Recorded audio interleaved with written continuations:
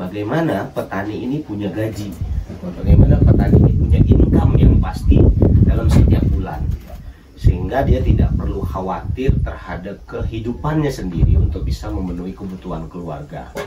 Karena apa? Kita perlu emas hijaunya nih. Iya, betul.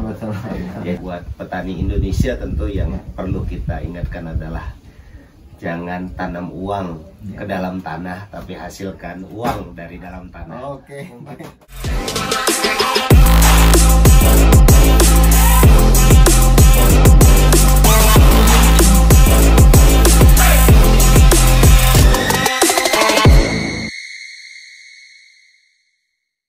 Baik, assalamualaikum warahmatullahi wabarakatuh. Waalaikumsalam warahmatullahi wabarakatuh. Kembali lagi bersama saya Alfi Fahromi dalam podcast Batandang, bercerita tentang industri dan dagang. Nah, kali ini kita langsung menuju ke lokasi tempat kita akan melaksanakan mewawancarai bintang tamu kita di podcast Batandang on the spot. Nah, sekarang kita sudah bersama dengan Bang Wahyu Nusa Lubis. Bang Wahyu, saya Alfi, Bang. Assalamualaikum, Bang. Waalaikumsalam warahmatullahi wabarakatuh. Bang Wahyu ini merupakan ketua kelompok tani Bukit Gompong Sejahtera. Nah, bagi pemirsa yang belum tahu atau mungkin yang sudah pernah mendengar tentang kelompok tani ini, nah, kita akan bicara dan bincang-bincang lebih jauh mengenai apa sih sebenarnya yang dilakukan oleh kelompok tani Bukit Gompong Sejahtera ini, dan kira-kira bergeraknya di unit apa saja usahanya. Kemudian bagaimana kelompok tani Bang Wahyu dan kawan-kawan memberdayakan masyarakat yang ada di bawah naungan kelompok tani ini, sehingga memang rencana kita dalam pemberdayaan masyarakat ke depan, kemudian bagaimana kita meningkatkan kesejahteraan anggota kelompok tani ini tentu punya strategi khusus. Nah, kemudian di sini kita juga akan membahas beberapa produk yang sudah dikeluarkan oleh kelompok tani ini melalui unit usahanya. Nah, nanti setelah ini kita akan lanjut bincang-bincang dengan ketua unit pengolahan minyak atsiri. Oke. Pemirsa yang berada di manapun yang lagi nonton, Bang Wahyu ini merupakan profesional di bidangnya karena memang sudah menggeluti ini sejak tahun 2018 sebagai petani. Tetapi sebagai mahasiswa juga beliau memang serius dan concern terhadap kegiatan pertanian ini. Dulu kuliahnya di jurusan apa? Alumninya dari Institut Pertanian Bogor. Institut Pertanian Bogor. Nah, pemirsa di rumah, teman-teman sekalian, jangan pernah berpikir ya kalau kita bicara hari ini petani ya tidak seperti yang teman-teman bayangkan dahulu. Nah, hari ini kita sudah mulai bergerak maju, jauh lebih maju, karena memang konsep pertanian itu tidak bisa kita samakan seperti yang dulu. Oke, Bang Wahyu. Siapa? Mungkin teman-teman di rumah perlu yang belum tahu ya, perlu kita jelaskan dulu. Ini kelompok tani Bukit Gompong ini apa dan bagaimana menjalankannya, dan kemudian targetnya apa? Mungkin bisa dijelaskan sedikit. Baik, Bang Ayu. Ya, assalamualaikum warahmatullahi wabarakatuh. Waalaikumsalam. Dan para pemirsa yang menonton pada kesempatan ini, kelompok tani Bukit Gompong Sejahtera itu merupakan sebuah kelompok tani yang bergerak di bidang usaha sistem pertanian terpadu dengan mengusung kegiatan pertanian berkelanjutan. Jika kita bicara pertanian berkelanjutan, maka kita akan berbicara bagaimana berlanjutnya alam ini, bumi ini, dan di mana tanah kita yang kita lakukan untuk kegiatan kita menanam tentunya, Bang, bisa selanjutnya digunakan. Ya, dan ini juga sesuai perintah agama ya, perintah Allah Subhanahu wa Ta'ala, bagaimana kita juga bisa melestarikan, menjaga bumi Allah, saling menjaga dan menghargai makhluk Allah untuk bisa mendapatkan kebermanfaatan, barokahnya Dan tentu ini menjadi sebuah pengalaman yang berharga bagi saya pribadi, dan diberi kesempatan sebagai amanah untuk mengemban sebagai ketua kelompok tani gitu. Jadi kalau disampaikan, kelompok tani ini berdiri sejak tahun 2017 akhir, SK-nya November 2017 SK-nya.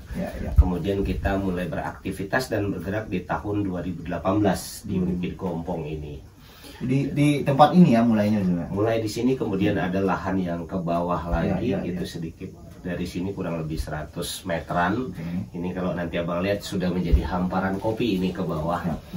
Jadi di situ kita mulai kegiatan tersebut di tahun 2018, dan kita mengusung lahan ini menjadi lahan pertanian organik.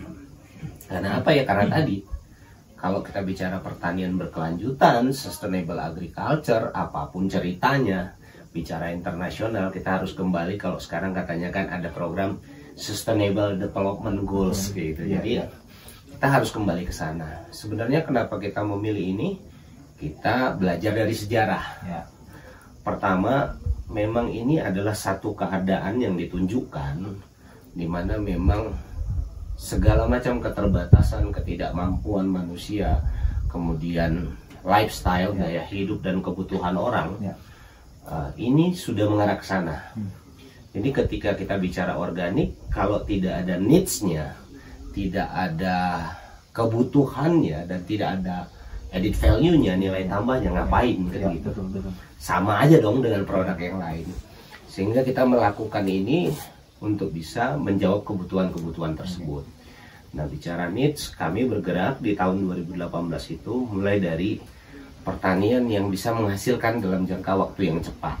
Mulai dari hortikultura, karena kita memang mengarahkan bagaimana petani ini punya gaji, bagaimana petani ini punya income yang pasti dalam setiap bulan, sehingga dia tidak perlu khawatir terhadap kehidupannya sendiri untuk bisa memenuhi kebutuhan keluarga.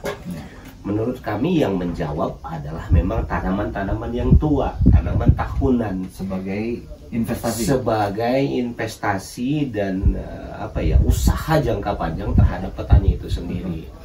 Sehingga pada akhirnya kita melakukan pertanian terpadu ini dengan mengembangkan tanaman kopi Arabica. Berkebun kopi ini merupakan harapan daripada kami semua sebagai anggota kelompok tani yang bisa menjadikan perusahaan bagi kami, yang bisa menjadikan income gaji rutin dan bulanan dari kami. Namun demikian, kita sama-sama menyadari di dalam proses tanaman perkebunan perlu waktu 2-3 tahun kita melakukan investasi, sehingga tentunya menguras biaya kita, dan kita tidak mungkin puasa kan. Sehingga kita menciptakan produk-produk yang lain, usaha-usaha yang lain untuk bisa kita fight, kita bisa survive di dalam usaha pertanian kita. Apa yang mendasari? Yang mendasari adalah pertanian itu bukan harus menanam lalu menghasilkan buahnya, panen dan baru bisa dijual. Ini adalah paradigma yang salah. Harus nunggu sekian bulan, sekian waktu baru kita panen, baru jadi uang gitu. Jadi kita harus bisa bicara pertanian ini melibatkan 4 subsistem tentunya.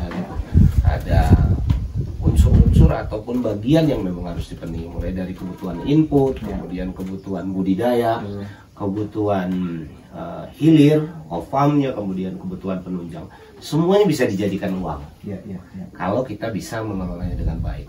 Nah, di situ kelompok tani berpikir bagaimana kita bisa mengupayakan ini semua menjadi sebuah kesatuan usaha yang dilatar belakangi oleh masyarakat ataupun anggota petani. Ya, bicara kelompok tani, yang tersulit menurut saya adalah bagaimana membangun modal sosialnya. Modal sosial ini kita bangun sehingga kita bedakan antara kelompok tani dengan usahanya. Itu tadi abang bilang ada unit usaha, kemudian dilakukan secara profesional seperti itu. Jadi kelompok tani ini benar-benar diposisikan sebagai wadah persatuan bagi anggota tani untuk bisa memupuk modal sosialnya. kepercayaannya terhadap kelembagaan kelompok taninya, Pastinya. kepercayaannya terhadap pengurusnya, Ya. kepercayaan dan kebutuhannya terhadap anggotanya gitu. Mengapa demikian? Ya kalau dia tidak punya rasa kebermanfaatan, manfaat terhadap kelompok tani, pasti petani tidak mau bergabung di dalam kelompok tani. Sehingga kita menciptakan itu terlebih dahulu, dan alhamdulillah hari ini program tersebut bisa diadopsi oleh petani maupun masyarakat di lingkungan kita di Bukit Gompong ini, sehingga antusias menanam kopi tentunya sebagai hilir daripada kegiatan usaha pertanian kita menjadi menarik bagi mereka, Bang. Betul. Nah, mungkin begini, Bang. Pemirsa mungkin bertanya di rumah, kenapa sih dan ada apa dengan Bukit Gompong, kan begitu ya? Ada apa dengan Bukit Gompong sehingga kita jauh-jauh datang ke sini, ya, mendaki bukit, lewati lembah, untuk berjumpa dengan Bang Wahyu dan kawan-kawan. Nah, Bang Wahyu bisa ceritakan sedikit Bukit Gompong ini menjadi spesialnya karena apa, dan apa yang perlu kita tingkatkan lagi kepada anggota masyarakat yang khususnya kelompok tani Bukit Gompong ini, sehingga Bukit Gompong menjadi ya sesuatu yang spesial lah. Siap. Alhamdulillah kalau sudah mungkin beberapa menyatakan kami spesial, kemudian kita juga menjadi tanggung jawab yang besar ini. Tetapi kalau bicara Bukit Gompong ini sangat menarik gitu ya. Mengapa demikian? Karena kita datang ke sini, kita tidak pernah melupakan apa kata Bung Karno ya, bahwa bangsa yang besar itu adalah bangsa yang tidak pernah melupakan sejarahnya. Sehingga kita belajar dari sejarah, kita cari, kita riset, kita temukan pembuktian-pembuktian Bukit Gompong. Bukit Gompong sudah di hosting di dalam buku kitab Kopinya Dunia karangan William H. Yookers, itu di edisi kedua, Bang. Edisi kedua itu kalau nggak salah terbitannya itu di tahun 1935. Judul bukunya dituliskan di kita tuliskan di dalam produk kita supaya mengapa memilih kopi Bukit Gompong. 1935 itu beliau ceritakan di Bukit Gompong ini usia kopinya sudah 20 sampai 25 tahun. 1935 buku itu diterbitkan. Artinya ketika dia melakukan riset dalam bimbingan ke sini, sebelum itu bahwa di Bukit Gompong sudah ada kopi gitu. Dan kita cross check dengan para sesepuh ya, para sepuh di lingkungan kemudian dan lain sebagainya. Ya memang di 1910, 1915 Bukit Gompong ini sudah ada kopi gitu. Dan ini merupakan salah satu sejarah pengembangan kopi di Sumatera. Mereka tulis, atau William tersebut tulis di dalam buku itu, namanya itu Bukit Gompong Estate. Bukit Gompong Estate. Near Padang, dekat Padang, bla bla bla bla, yang menjelaskan tentang adanya kopi di sini. Sehingga kita menjadikan Bukit Gompong ini menjadi sebuah ikon yang kita usung dengan hashtag Bukit Gompong kembali gitu, atau Bukit Gompong Reborn. Kita lahir kembali untuk bisa memberikan trust kepada para pecinta kopi, tentunya penikmat kopi atau coffee lovers yang memang mencari kopi-kopi bersejarah di dunia itu di mana sih gitu. Nah, ini kami menganggap punya nilai tambah terhadap nantinya produk yang kita hasilkan. Kita merubah sedikit konteks budidaya yang mungkin di zaman dulu itu adalah jenis robusta yang ditanam. Melihat karakteristik lahannya, kita menanam kopi arabica. Sehingga kopi lama itu kita tebang, kemudian kita tanemin lagi kopi yang baru. Kopi-kopi berjenis tipika, berjenis arabica untuk bisa memberikan cita rasa yang lebih baik. Sehingga produk kopi Bukit Gompong itu bisa menjadi nilai tambah yang luar biasa tentunya. Begitu, Bang. Itu yang menjadi sebuah kekuatan bagi kita. Kemudian yang kedua adalah panorama alamnya di sini. Panorama alamnya sangat mendukung karena kita bisa menikmati kota Solok, Danau Singkarak, kemudian Gunung Talang view apabila kayak gini nih, cuaca lagi bersih gitu, berkabut, dan ini bisa menjadi sebuah tempat healing yang tidak terkontaminasi gitu, karena memang keasrian bukitnya masih banyak hutan, kemudian terjaga, petaninya melakukan pertanian berkelanjutan tanpa pestisida. Ini kan sebuah nilai jual yang luar biasa gitu. Apalagi kalau mungkin kita nanti pada akhirnya sektor pariwisata yang akan kami sentuh untuk bisa menjual tempat ini bisa lebih wah Ya. kalau seluruh masyarakat berkomitmen untuk menjaga bumi Allah tadi, Ya, Bang. Gitu. betul. Ini juga jadi tanggung jawab juga bagi pengurus kelompok Betul, tani. betul. Ini jadi ya mudah-mudahan kita sebagai pengurus di sini tidak ada apa-apanya, tidak punya sebuah kekuatan, karena ini cuma amanah yang dititipkan. Kalau masyarakat dan anggotanya ini tidak mau juga untuk mendorong dan memberikan upaya terbaik, karena kita pengurus hanya bisa mengarahkan dan memberikan sudut pandang yang baik bahwa ini punya nilai jual yang lebih loh gitu. Karena kita meyakini bahwa ketika kita mengejar akhirat, ya udah otomatis dunia nanti ngikut lah gitu. Kira-kira itu sih konsepnya. Betul. Kemudian mengenai tantangannya, tentu Bukit Gompong punya area yang seluas ini. Kemudian diolah secara bersama-sama, tentu kita tidak hanya ingin berfokus pada satu produk. Betul. Nah, tadi sudah diceritakan juga Bang Wahyu kalau di awal kita harus membuat petani hidup dulu minimal, ya baru nanti kita bicara masalah keuntungan dalam jangka panjang. Nah, kemudian kopi juga menjadi salah satu ikon yang dahulunya sudah menjadi ikon juga di sini.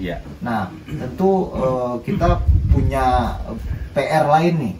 Nah, PR lain sesuai dengan targetnya Bang Wahyu selaku ketua kelompok tani. Nah, jenis usaha apa lagi nih yang rencananya dan akan dan sedang yang dilakukan? Siap.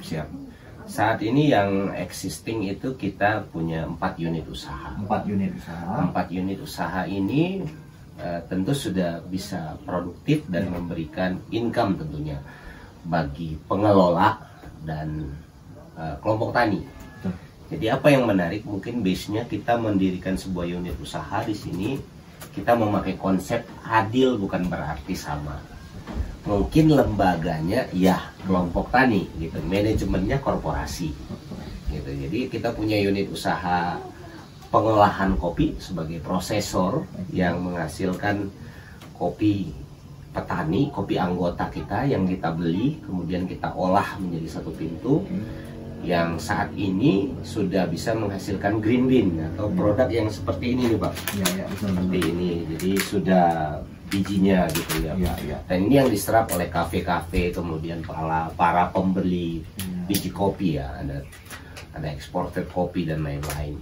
Kemudian kita juga sedang dan tengah menyiapkan bagaimana produknya ini bisa ditingkatkan, seperti ini ada roasted, kemudian ada yang sudah diolah yang sudah diolah dengan sekarang prosesnya sedang mengurusi merek dagang dan lain-lain, prosedural secara legalitas tentunya. Lengkap ya, halalnya segala macam. Siap, insya Allah itu kita siapkan. Kemudian yang kedua, kita punya unit usaha pengolahan pupuk organik. Jadi di mana kita melakukan fattening, penggemukan dan dalam 1 tahun itu terhadap ternak kita. Berapa jumlah ternak? Kalau sekarang kita tahun ini kita sudah 13 ekor. 13 ekor ini kita putar waktu itu dari 8 ekor, Mas. Dari 8 ekor kita kembangkan terus ternak. Karena apa? Kita perlu emas hijaunya nih. Iya, betul. Jadi ciri jawinya lah. Ciri jawinya ini diserap diserap oleh petani kopi kita, anggota-anggota kita untuk melakukan budidaya, dan itu pun kita jual. Tapi cukup untuk yang sejauh ini kekurangan sebetulnya. Jadi tahun ini kita juga sedang mempersiapkan manajemen pengelolaan terhadap ternak ini supaya bisa ditingkatkan agar skala usahanya lebih profit gitu ya. Jadi kita akan memperbaiki kandang, kemudian memperluas kandang, menyediakan rumah kompos tersendiri. Seperti itu programnya, sehingga ini memang benar-benar bisa diserap. Kalau sejauh ini kita juga menekankan anggota itu tidak gratis menerima manfaat itu gitu.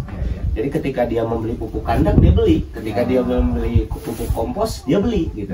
Nah, ini terjadi sebuah subsidi silang untuk bisa mengembangkan usaha kita. Kemudian yang ketiga ada unit usaha pengolahan asiri. Nah, ini Bang. Seperti ini nih, ini produk-produk seperti ini nih. Nah, ini nanti yang mau bicarakan dengan kita akan bahas ini lebih dalam Pak nanti Yuda ya. Ini nanti tentang pengolahan asiri. Ini merupakan tanaman yang sangat menarik ya katanya, karena memang asiri ini tanaman-tanaman biofarmaka ini menariknya begitu Bang, katanya tanam sekali panen sampai mati gitu ya kan. Jadi memang ini punya nilai jual yang lebih, apalagi memang lifestyle ya, gaya hidupnya orang sekarang butuh diffuser, butuh relaksasi, dan ini menjadi sebuah kesempatan. Tapi ini ditanam di sini juga? Biasanya kita tanam di sini, dan itu kita tumpang sarikan pada usia 1 tahun pertanaman kopi. Jadi kita ketika membuka lahan, awalnya kita tumpang sarikan. Nah, kita punya tumpang sari kopi dengan nilam. Kemudian sepanjang jalan produksi kita di situ ada pinang, ada serai wangi, ada tanaman kehutanan. Memang ini kita kembangkan gitu. Artinya pemanfaatan lahan pertanian di sebuah perkebunan kopi itu ya memang harus dimaksimalkan.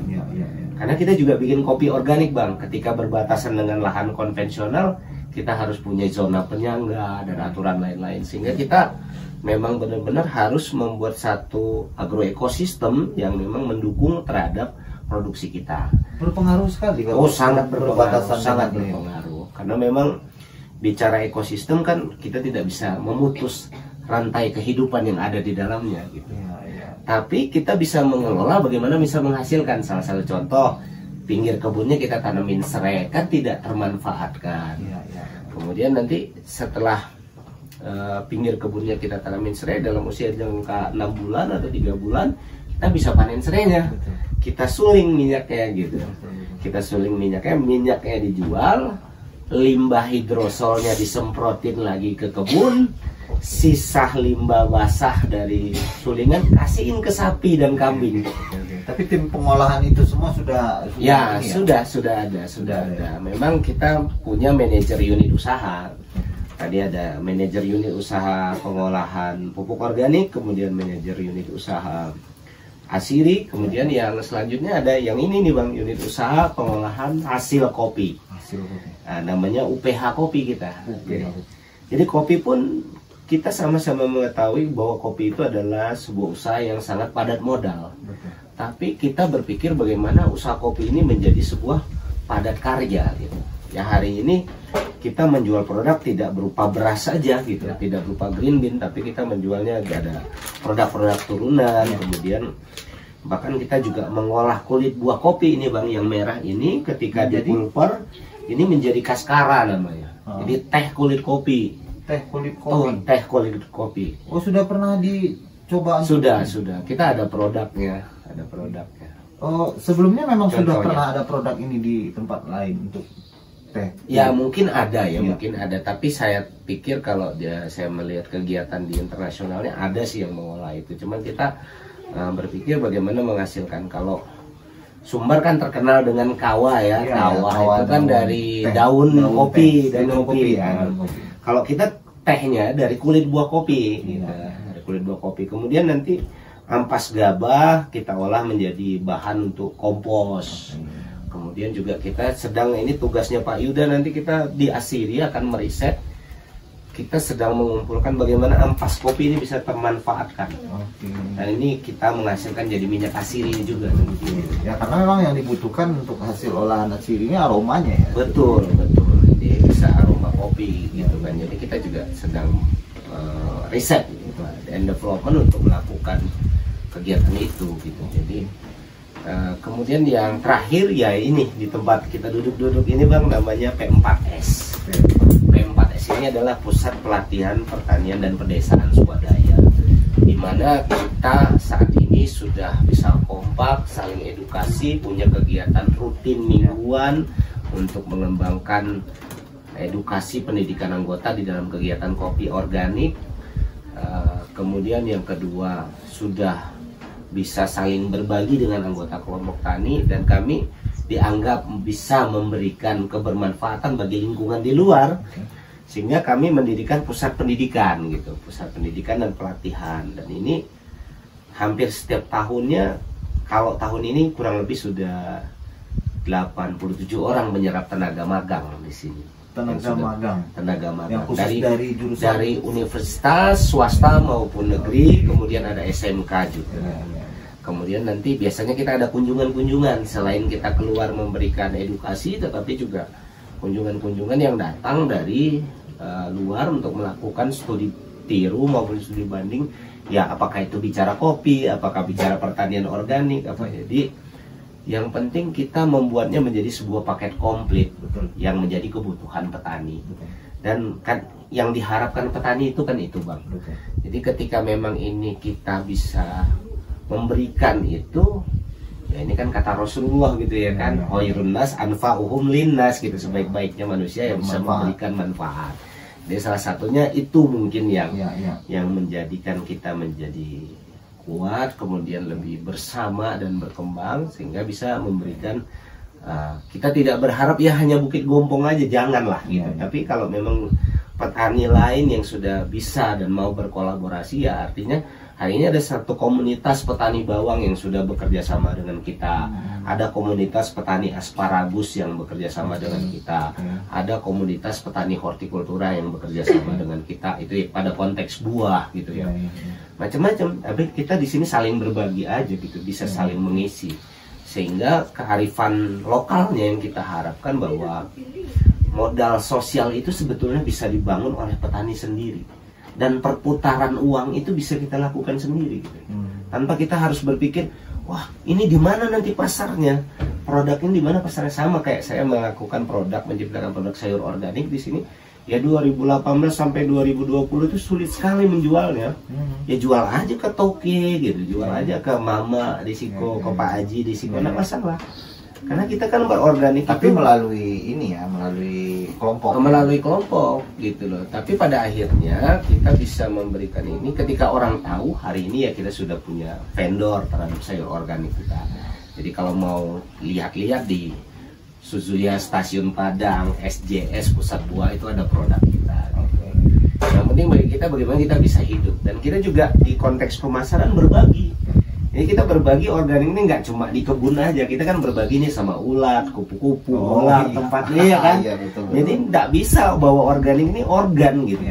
Kita nggak bisa bicara cuma berbagi di lahan aja, berbagi di semua sektor yang melingkupi pertanian. Di situ yang kita lakukan, Bang. Gitu. Bercerita mengenai organik, Bang. Iya. Nah, produk apa saja sekarang yang memang sudah dapat lisensi sertifikasi organik? Lisensi sertifikasi organik kita di sini produk hortikultura dengan Asiri, itu di ruang lingkup produk segar kurang lebih ada 11 komoditi. 11 komoditi produk segar. Kemudian di ruang lingkup pupuk organik cair dan pestisida nabati. Jadi kita ada pupuk organik cair, ada pupuk hayati cair. Kemudian yang ketiga di ruang lingkup produk hilir itu ada di teh organik. Ini memang kita juga memproduksi kecil-kecilan teh organik. Kemudian nanti mungkin tahun depan nih yang kopi ini, insya Allah sekarang kita juga sedang kerjasama dengan ISERM. Yang ini kita sedang membuat program sertifikasi kopi organik berstandar Eropa nih, SMI-nya. Mudah-mudahan bisa lulus dulu ini, Bang. Jadi kita juga lagi kerja keras bisa lulus, dan tentu bisa memberikan nilai tambah daripada kopi. Karena ketika kami mengevaluasi dari kegiatan kopi kami, ya yang kurang tadi pengakuan nih, ketertelusuran, traceability kopi kami, bahwa kopi ini menurut sejarah tadi sudah specialty. Sejarah sudah, tapi belum ada yang mengakui. Sehingga kami membuat ini menjadi sertifikasi organik supaya bisa diakui bahwa produknya benar-benar specialty dan betul kata bukunya si William tadi gitu. Kira-kira seperti itu. Ya, mengenai rasanya sendiri kalau untuk kopi, apakah memang punya ciri khas khusus untuk daerah Bukit Gompong, atau memang kita punya treatment khusus lah? Ya, kalau bicara rasa ya, saya bukan barista ataupun coffee grader gitu ya, coffee grader. Jadi saya tidak bisa memberikan satu testimoni yang baik, tapi testimoni konsumen sejauh ini kita punya kestabilan atau nilai cita rasa yang stabil, standar di setiap produk yang kita hasilkan, sehingga menjadikan produk kopi kami dari sisi green bean tadi bisa repeat order, Bang, bisa ada pesanan terus gitu. Karena kalau kita bicara kita punya segala macam gitu ya, cupping score maupun dari standar Coffee America Association-nya ada, tapi ya kita nggak pantas sebagai petani buat cerita itu. Biarlah konsumen maupun pengolah kopi yang menilai dari produk kita, sehingga memang ini bisa memberikan nilai tambah. Tapi kalau mau lebih penasaran lagi terhadap cita rasanya ya bisa nyicip lah ke sini. Siap. Oke, Bang Wahyu, terakhir Bang Wahyu. Siap. Kapasitas produksi kita untuk produk-produk yang ada. Ya. Kemudian harapannya untuk Disperindak khususnya, Disperindak Provinsi Sumatera Barat yang dalam hal ini memang fokus kita ke para milenial yang sedang berjuang ya. Siap. Meningkatkan usaha-usaha. Betul. Kira-kira apa? Ya, pertama mungkin untuk kopi dulu ya. Kapasitas dulu ya. Kapasitas kopi sejauh ini kita rata-rata sudah mampu menghasilkan 0,5 sampai 1 ton green bean. Green bean yang dalam ini bentuk ini ya. Ya, sudah beras. Oke. Ya dikali 7 lah kalau produksi kebunnya. Kemudian kita itu pada musim saat ini ya, musim dikali 7 itu maksudnya dalam 1 tahun 7 kali panen? Bukan. Atau? Maksudnya kalau 1 kilogram ini dari 7 ini 7 kilo buah ceri. Berarti produksi kebunnya itu bisa 7 sampai 8 ton per bulan. Karena memang kita sekarang 50 hektar kebun kopi kita, ya petani kan ngangsur Bang, nggak langsung bikin kebun kayak perusahaan jadi komplit. Jadi tahun tanamnya berbeda, tahun panennya berbeda. Betul.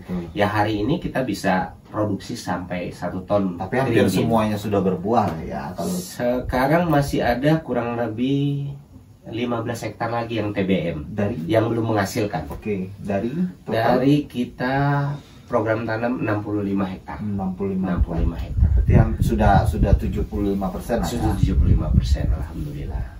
Kemudian untuk harapannya di kopi ya, kalau bicara ke Perindak tadi ya, kita pengen inilah menjual daripada sejarah kopi ini gitu. Dan ini kan membawa nama besar Sumatera Barat. Betul. Bahwa ternyata ada kopi sepuh, kopi tua yang ada dari Sumatera Barat gitu. Sudah duluan go internasional. Iya, betul. Jadi kita pengen ya ini kita bisa dibantu, difasilitasi. Artinya dari sisi penguatan kapasitas pengolahan usaha atau pengolahan kopi tadi, meningkatkan kopi yang berkualitas, kemudian produk kopinya ini menjadi banyak turunan ya. Kita bisa jual green bean, roasted bean, kemudian ground coffee, tergantung konsumen apa mau gitu ya. Kalau kayak kita ceritain loh, kulitnya aja bisa kita jadiin teh kok gitu, bisa kita jual. Nah ini yang perlu peningkatan kapasitas pengolahan. Kemudian ya tentu ini seperti yang kita lakukan nih Bang, kita juga berterima kasih media-media promosi yang memang bisa mengangkat terhadap nilai jual produk kita. Itu saya pikir kalau di kopi. Kalau di Asiri hari ini kapasitasnya ya kita masih kapasitas kecil tapi sudah cukup ya. Untuk all grade saja minyak itu bisa di 150 sampai 300 kg per bulan rata-rata. Kilogram minyak. Minyak sudah di essential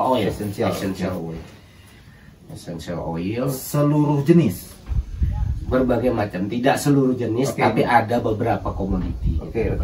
Yang dominan ya seperti serai, kemudian nilam, kemudian ada lavender, kemudian ada kita yang sekarang kayu putih.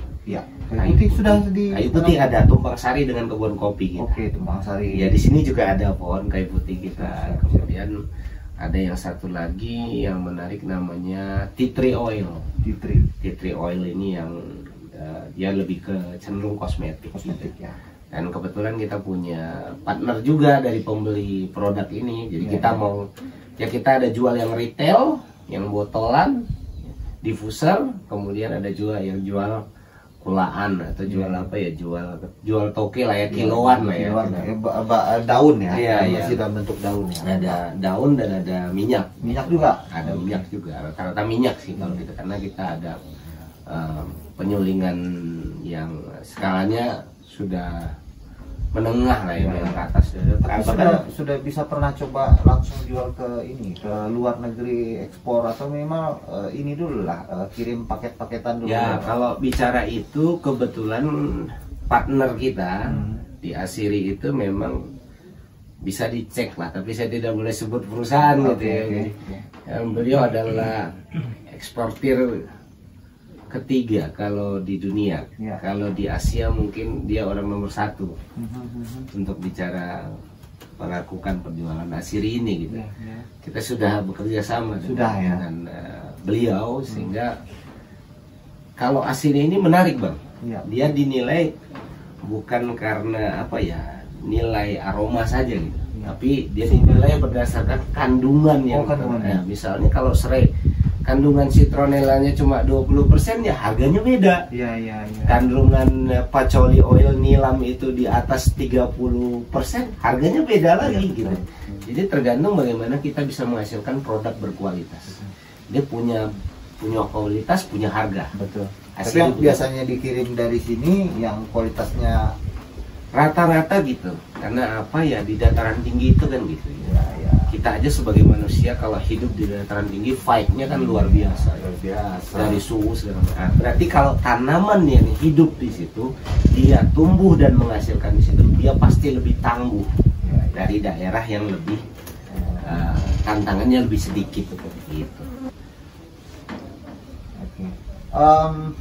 Baik, Bang Wahyu, ini juga beberapa foto-foto saya lihat banyak ya.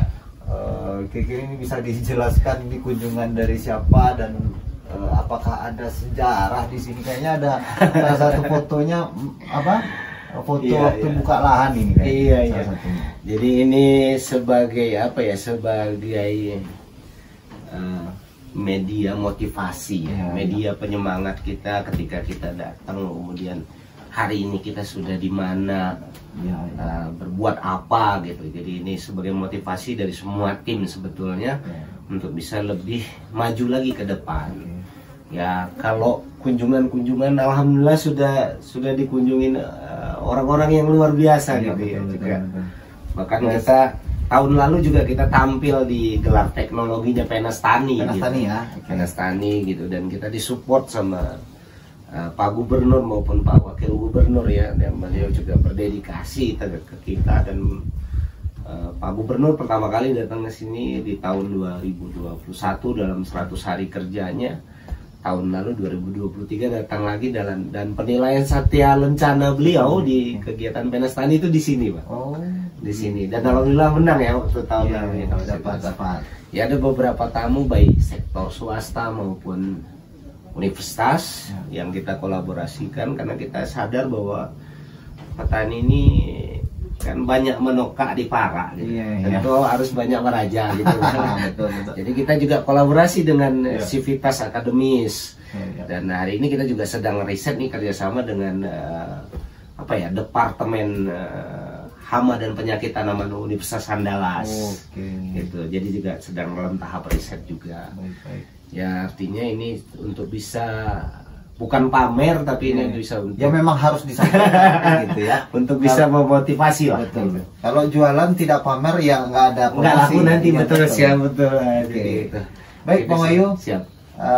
Sudah cukup lengkap informasi yang kita sampaikan kepada masyarakat, pemirsa yang menonton dimanapun berada. Siap. Mudah-mudahan nanti jika ada waktu pemirsa di rumah bisa main-main di sini. Memang suasananya sangat asri dan pemandangannya luar biasa. Hari ini lebih kurang sekitar jam 11, yang biasanya sangat terik dan panas. Ini suasananya memang sangat sejuk ya, masih sejuk jam 11 siang ini. Bang Wahyu, semoga sukses. Siap, alhamdulillah, terima kasih banyak di kelompok taninya.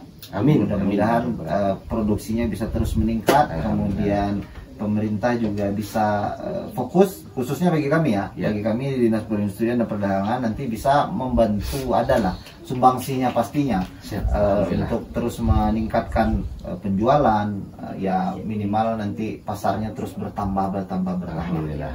Oke Bang Wahyu, terima kasih banyak. ada pesan, mungkin ada salam untuk kawan-kawan terakhir di rumah sebelum kita closing? Ya, boleh. Kalau untuk pesan-pesan kita dengan semua tim, ya tetap semangat, kemudian baladanglah dengan hati dan nurani serta cita-cita kita bersama gitu ya. Buat petani Indonesia tentu yang perlu kita ingatkan adalah jangan tanam uang ke dalam tanah, tapi hasilkan uang dari dalam tanah. Oke, baik, betul.